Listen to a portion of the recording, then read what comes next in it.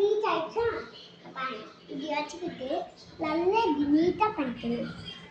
அப்புறம் இப்படி மடித்து இங்கே இப்படி இருக்குன்னா அதை நீட்டாக மடித்து கொஞ்சம் இப்படி நீட்டாக வரலன்னா இப்படி வச்சு கொஞ்சம் நீட் பண்ணிக்கணும்.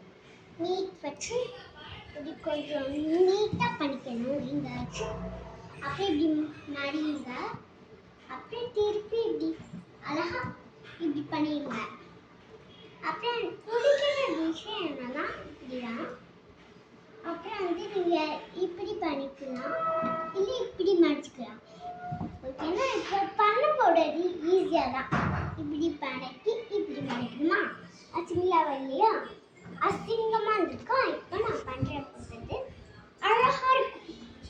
நான் பண்ண ஃபஸ்ட்டு அழகாக இல்லைல்ல பாருங்க நீட்டாக வருதுல அதான் விஷயம். இது நல்லா இது பண்ணிட்டு அப்புறம் இப்படி எடுத்து இப்படி வச்சு நம்ம வந்து இதை எடுக்கல. அப்புறம் இதை எடுத்து இப்படி வச்சு அப்புறம் இப்படி மடிச்சு மடிச்சாச்சா பாருங்க நீட் ஆயிடுச்சா.